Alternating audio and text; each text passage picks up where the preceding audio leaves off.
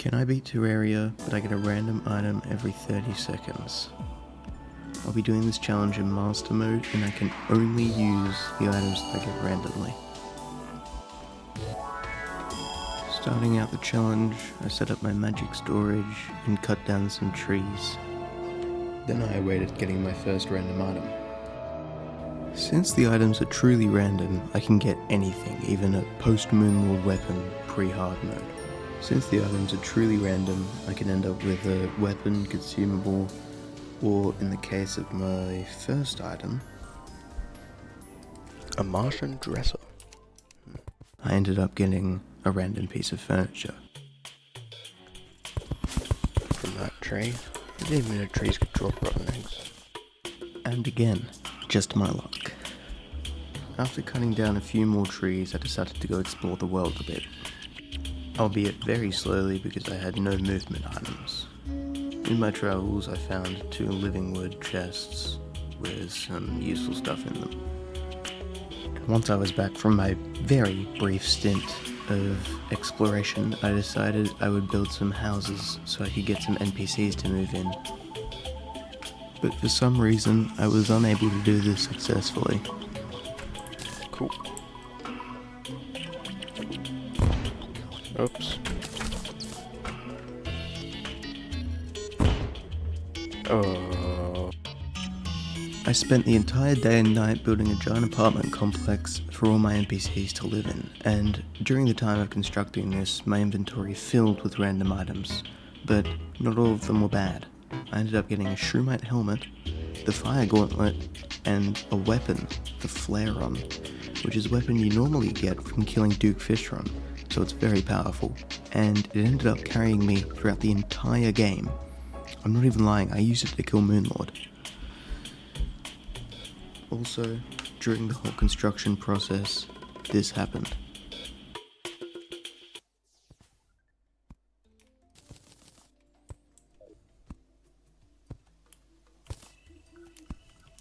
The lava-proof bug net. What do you mean can catch townsfolk?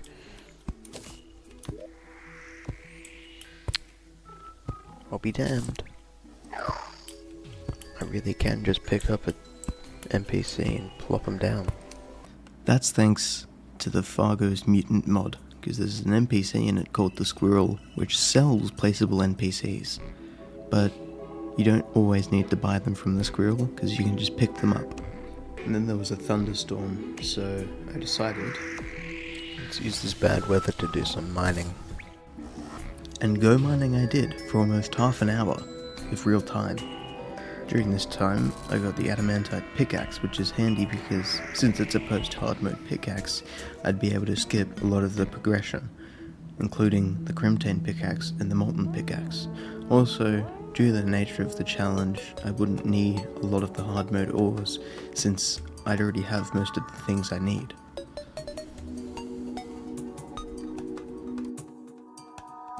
I then got the Butcher's Chainsaw, which is a powerful axe and melee weapon in one. This would carry me through a lot of the game, and it was a very nice thing to have early on.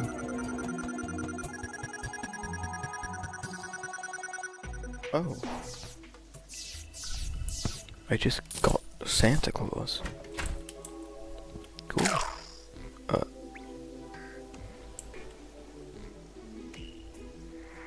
I guess it wasn't meant to be. This interesting occurrence happened because Santa Claus can only be in your world if you've completed the Frost Moon event or if it's currently the Christmas event. If neither of those conditions are met, he just dies. He spontaneously combusted. After this, I went on a really long mining trip to try and find life crystals. I was trying to get to at least 200 life so that the Eye of Cthulhu could spawn naturally. The mining trip ended up being a great success, and I ended up exceeding 200 life. It's because I found a mushroom biome, which always seemed to have oodles of life crystals. After I got back from my mining trip, that night, I saw a message saying that the Eye of Cthulhu was going to appear that night. My plan had worked, and I was ready to fight him.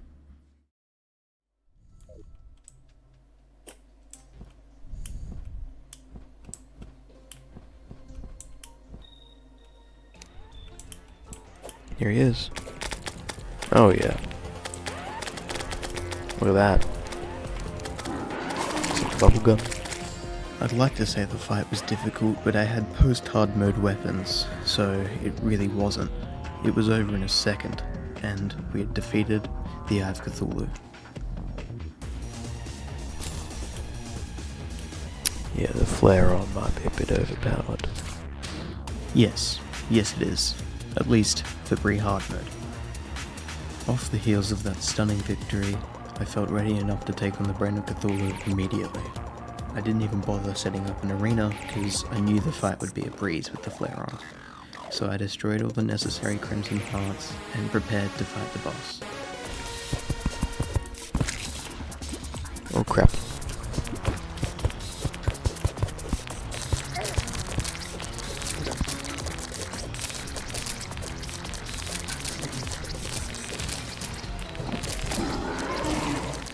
Here we go. He's on fire, so he's easy to spot. That was quick. Yes, it was quick, and it's all thanks to the power of bubbles. Between the bubble gun and the flare-on, Duke Fishron's weapons are some of the most powerful in the game. Then it was off to the jungle to try and find the Queen Bee. Well, it wasn't a problem at the moment. Later on, the jungle would end up becoming my least favourite biome in this whole playthrough. Here's a compilation of me dying in the jungle.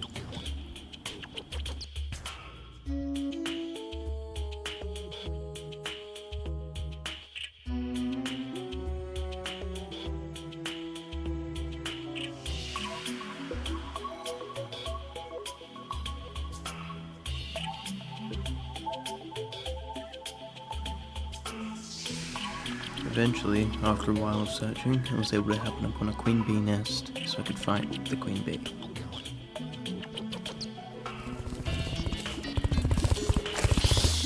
What? I'm not ready. I'm not ready. Despite my self-imposed unreadiness, I was able to defeat this boss with ease, just like the last two, meaning that we had defeated 3 bosses so far, and I killed all 3 using pretty much only the flare-on, because it's just that powerful.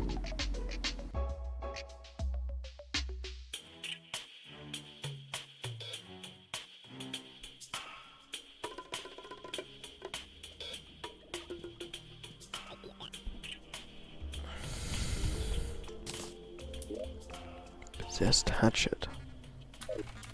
The Possessed Hatchet was another weapon that would end up carrying me pretty far through the game, but before I had time to think about that, I had to think about something else.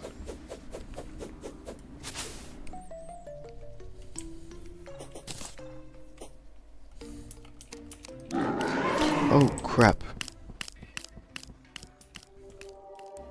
You might be wondering why I just summoned a Dungeon Guardian, even though they're hard to kill even with weapons like the Zenith. Well, it's because I actually wasn't intending to summon a Dungeon Guardian. The summon item that I used to accidentally summon it was meant to be a Skeletron summon, but since it wasn't actually nighttime yet, it summoned a Dungeon Guardian. I was able to kite it for a while, and I thought it was going to back me into a corner a couple times. I did some decent damage, but all good things have to come to an end eventually, and dang it. A thing that makes them so hard to kill is the fact that they have ridiculously high health and even higher defense. After that was over, I decided to defeat Skeletron the traditional way, which, as I'm sure you can imagine, was very easy.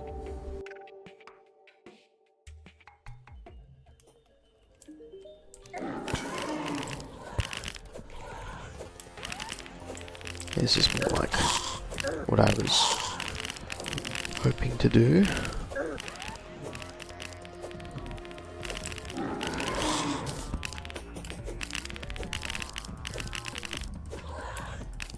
He's getting a lot of damage off on me though.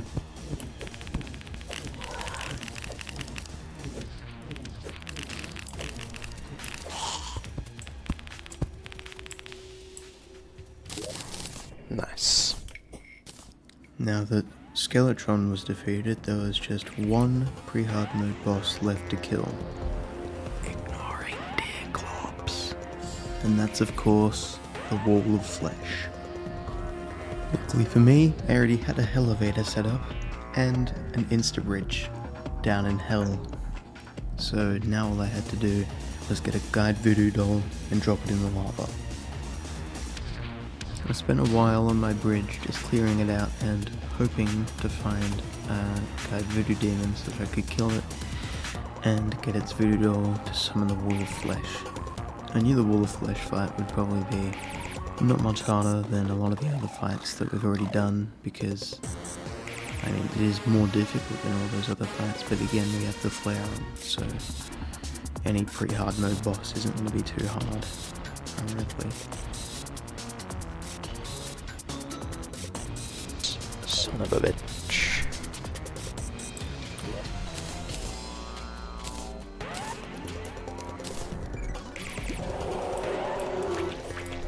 Okay, spawn. The flare-on is especially good for the Wall of Flesh fight because it takes out the hungry really easily and allows me to keep distance between me and the wall, making this fight a breeze. Oh my god! Good lord. The world was now in hard mode, meaning things are gonna go downhill from here. And that started with me dying to Queen Slime 3 separate times. God damn it.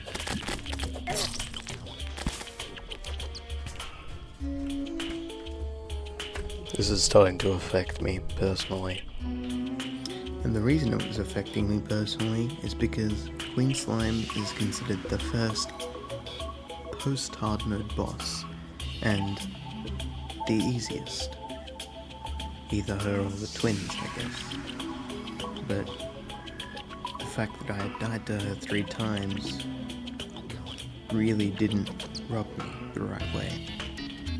Since I had so many mods on this world, there are also a lot of modded items, one of those being the World Manipulation Charm, which let me change the passage of time.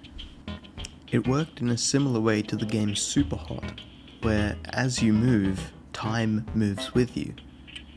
So when you have it equipped, the passage of time moves forwards. And since I was in hard mode, I used these to skip through the nights until a mechanical boss spawned, which would save me from having to craft their summon items. Using this technique, I was able to start a goblin army, and once that was taken care of, I moved on to killing all 3 of the mechanical bosses.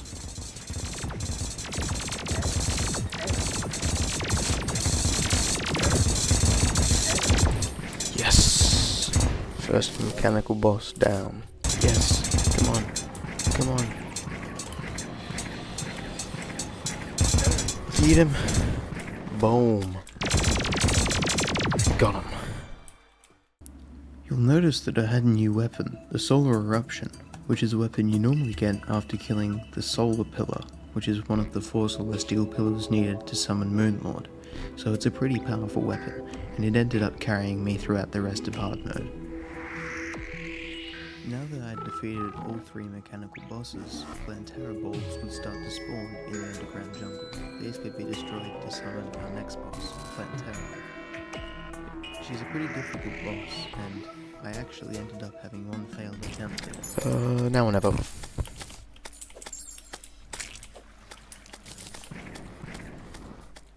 Okay.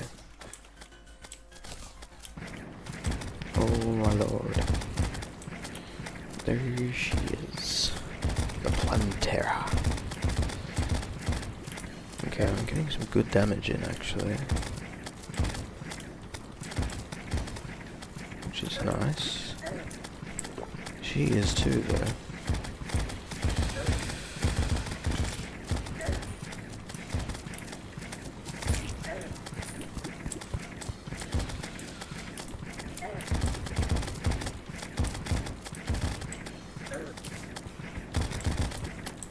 Uh-oh. I might die.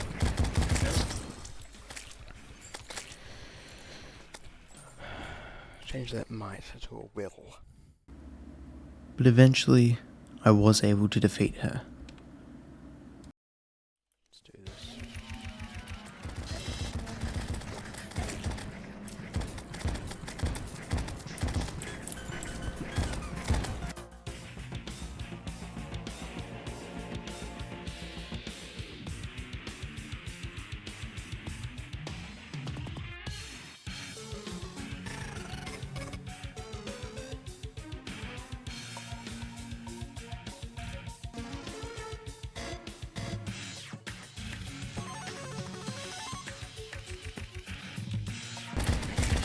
Yes! Okay. Whew. Now that Plantera was defeated, it was time to find the temple, get the lizard altar, and fight the golem.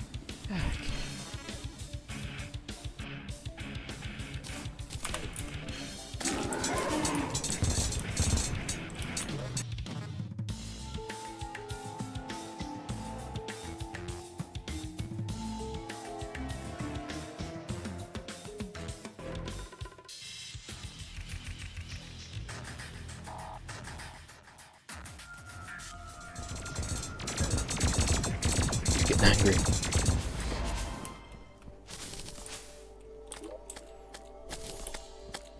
Alright. Now that I had defeated the golem, the only bosses I had left to fight were the lunatic cultist, celestial pillars, and, of course, Moonlord. And this is how the lunatic cultist fight went. They've initiated an attack.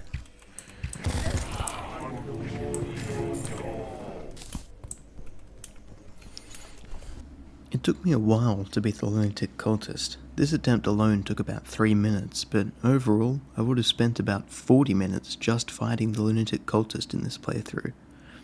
But after 3 minutes, the lunatic cultist was defeated. Please actually just die. Oh my god, oh my god. God damn it. Yes! Yes! Oh!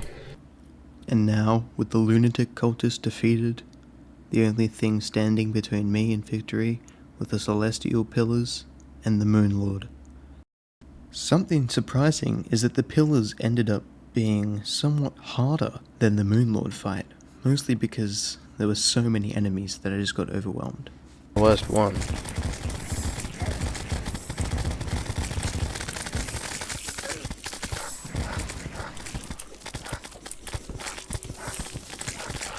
Give it some of that. Oh yep. You got it.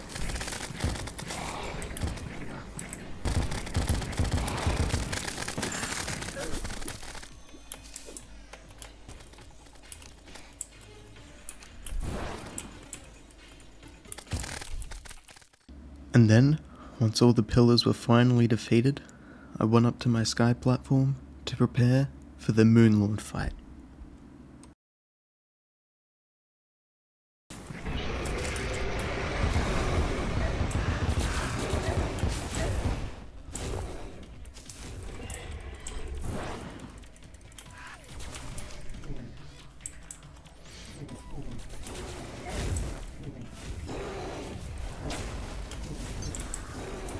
This fight was made a bit easier by the fact that all the weapons I had were very good. I had a lot of buffs active, and also I had the Rod of Harmony, which normally you'd need to wait until after defeating Moonlord to unlock that, but since I had it, it made dodging some of his attacks a lot easier, like those giant space lasers, which I could dodge.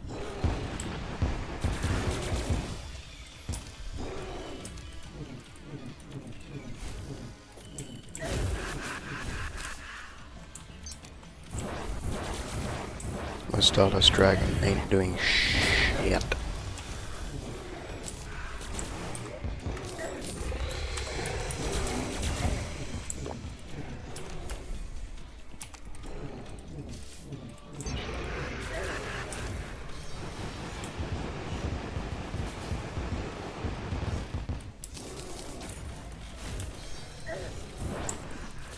Should have dodged that.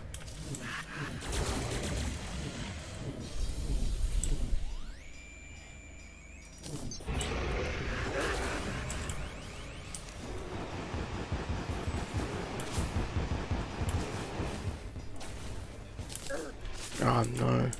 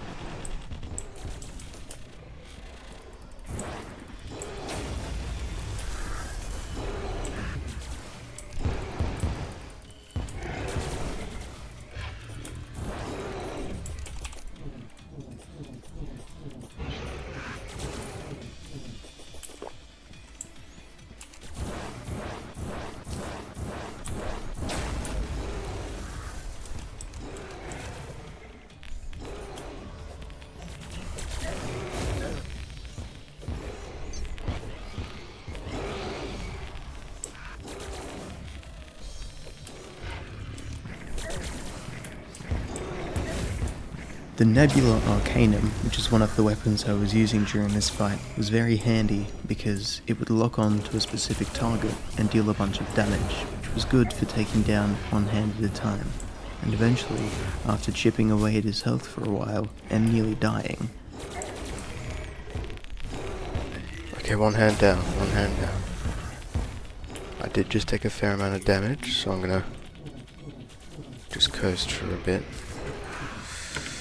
I would coast away like this if my health ever got too low, because it means I had time to heal and recharge mana.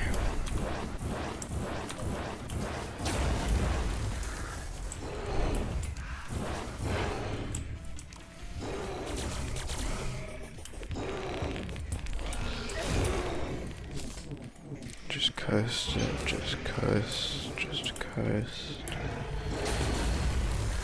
Okay. Both his eye and remaining hand were very low health, so I could nearly destroy them. Oh, he's got me. Okay, okay.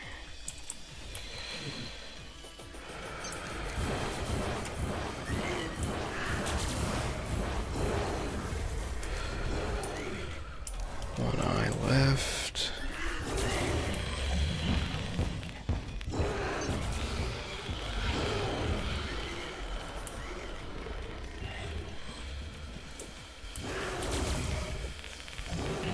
Eventually, once the eye on his head was destroyed, crap. his heart opened up, which was the last thing I needed to destroy before the boss died.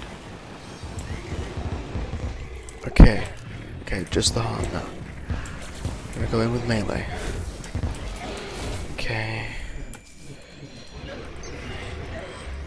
Shoot. Using the solar eruption on the heart was a very viable strategy, as it was a single target that was always open.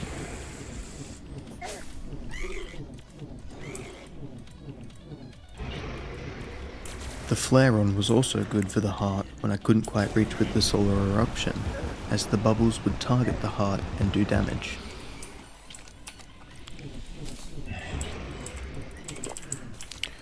Okay. Come on. Come on, just give it to me.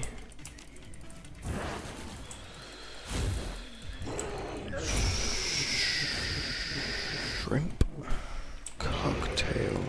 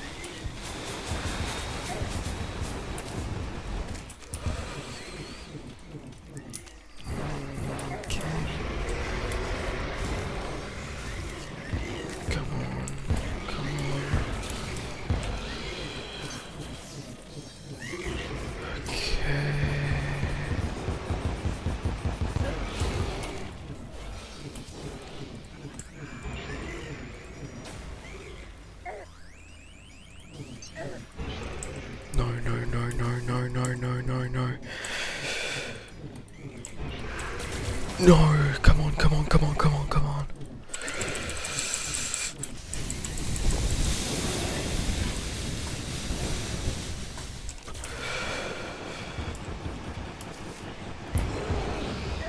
No. What is my Stardust Dragon doing?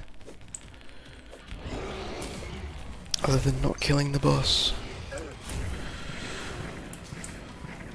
Oh.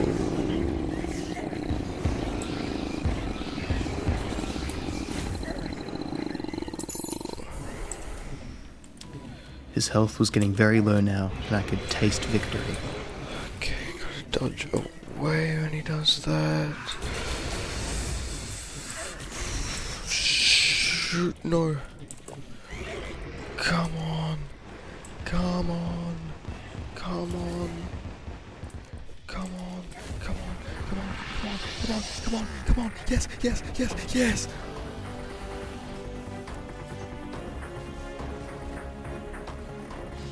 And that is Terraria beaten, but I get a random item every 30 seconds. I had a bunch of fun making this video as I was trying out a new editing software, and it's the first video that I'm going to be uploading to this channel. If you like this video, then you should join the live streams that I do. I've been doing one every single day at the moment, and that might change in future, but I'll still try to do them as much as possible. Also, I won't just be playing Terraria, I'll be playing plenty of other games like Portal, Black Mesa, and many more to come. I was thinking about maybe Stardew Valley, Project Zomboid, and really any other game that I'm interested in. If any of that sounds interesting to you, you should stick around, see what other videos I upload in future, and maybe even join one of my live streams. Otherwise, please make sure to subscribe, and have a great rest of your day. Thank you for watching.